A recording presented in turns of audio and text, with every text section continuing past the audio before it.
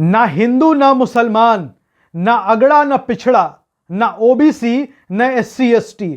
राहुल गांधी कांग्रेस के लिए एक अलग वोट बैंक तैयार करने की कोशिशों में लगे हुए हैं। राहुल गांधी कांग्रेस के लिए अलग कैडर बेस तैयार कर रहे हैं। दरअसल आने वाले वक्त में कांग्रेस कैडर को लेकर चुनावों में जाना चाहेगी। इस देश में दो पार्टियों को हमेशा से कैडर बेस समझा गया, एक भारतीय जनता पार्टी को, दूसरी कम्युनिस्ट पार्टियों को। अब कांग्रेस को भी लगता है कि कैडर जरूरी है, कैडर होने चाहिए अगर कांग्रेस को भी भविष्य की राजनीति के लिए प्रासंगिक बनाए रखना है तो। एक दृश्य आपने देखा, एक वीडियो आपने देखा होगा जब राहुल गांधी दिल्ली के आनंद विहार रेलवे स्टेशन कुलियों के बीच चले जाते हैं। राहुल गांधी कुलियों का वो लाल रंग का ड्रेस पहन लेते हैं, कुलियों का वो बिल्ला लगा लेते हैं और कुलियों की तरह ही सर पर बोझ उठाते हैं। कई लोगों के लिए राहुल गांधी का ये काम एक पैंतरा था, एक पॉलिटिकल स्टंट था। कई लोगों ने इसको लेकर खिल्लियां भी उड़ाई, लेकिन जो राजनीति के जानकार हैं, जो राजनीति के विश्लेषक हैं, उनका कहना है कि राहुल गांधी का कुलियों के बीच जाना अनायास नहीं है। राहुल गांधी कभी ट्रक ड्राइवर्स के बीच चले जाते हैं, कभी किसानों के बीच चले जाते हैं, कभी मैकेनिकों के पास चले जाते हैं, कभी छात्रों के बीच, कभी नौजवानों के बीच चले जाते हैं।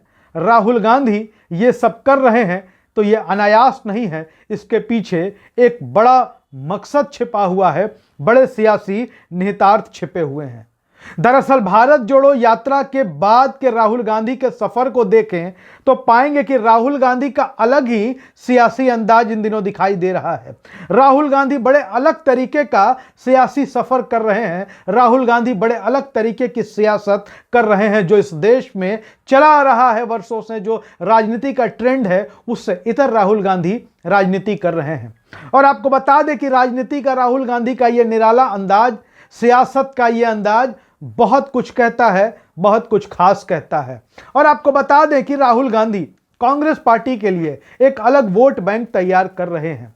आपको बता दें कि राहुल गांधी चूंकि कांग्रेस पार्टी के पूर्व अध्यक्ष रहे हैं, इस देश के सबसे बड़े राजनीतिक घराने नेहरू गांधी परिवार से आते हैं, लिहाजा राहुल गांधी अगर ऐसा कर रहे हैं तो सचमुच ये राजनीति से प्रेरित है। कहने को तो ये कहा जाता है कि राहुल गांधी आम लोगों के दुख दर्द को समझना चाहते हैं, राहुल गांधी आम लोगों की वेदना, पीड़ा, तकलीफों को समझना चाहते हैं, इसलिए राहुल गांधी आम लोगों के बीच जाते हैं।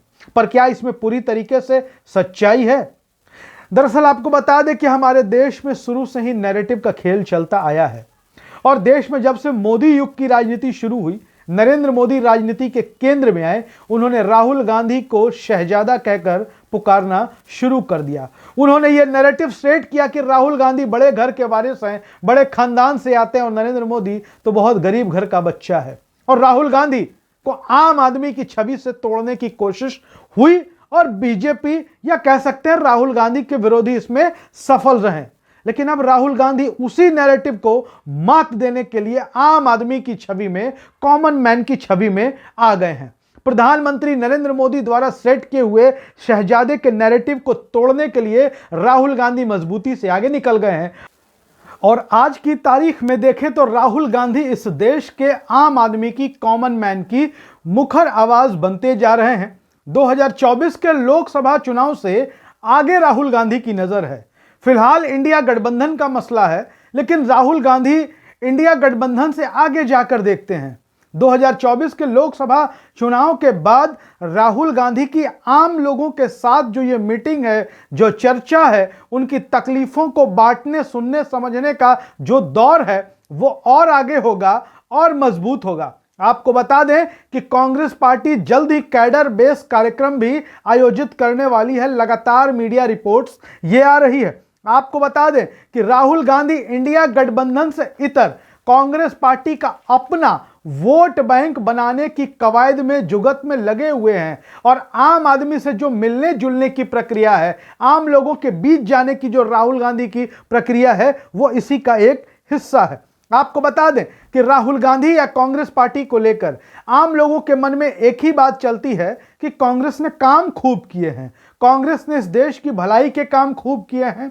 लेकिन चाहे कांग्रेस पार्टी हो या कांग्रेस पार्टी के नेता हो, उन लोगों का जमीन से नाता नहीं है, उन लोगों का आम आदमी से कोई जुड़ाव नहीं है, और आम आदमी से जुड़ाव नहीं होने की वजह से ही कांग्रेस आज हाशिए पर चली गई है। और जो Bharatiya Janata party middle class की पार्टी कही जाती थी, जो भारतीय जनता पार्टी शहरी पार्टी कही जाती थी, बनियों की पार्टी कही जाती थी, आज उस भारतीय जनता पार्टी का वर्चस्व है। अब आपको बताते हैं कि राहुल गांधी चाहे किसानों से मिले, कुलियों से मिले, ट्रक ड्राइवर से मिले, बाइक बनाने वाले मैकेनिक्स से मिले, राहुल गांधी चाहे आम लोगों के किसी भी तबके से मिले, किसी भी हिस्से से मिले, लेकिन राहुल गांधी जिन लोगों से मिल रहे हैं वो आम आदमी है।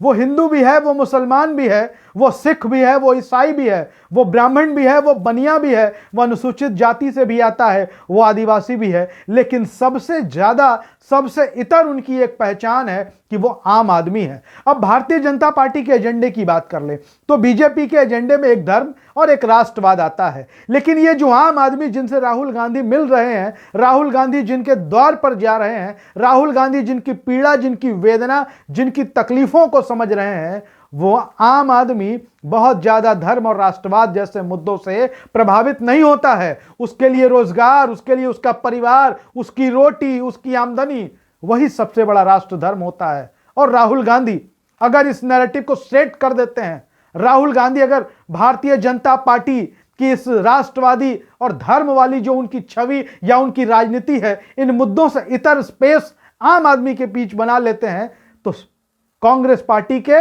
अच्छे दिन आने वाले हैं, ये आप समझ सकते हैं। और कांग्रेस के अच्छे दिन लाने के लिए ही राहुल गांधी इतनी मेहनत कर रहे हैं। वीडियो अच्छा लगे शेयर करिए, अपनी राय जरूर लिखिए। धन्यवाद।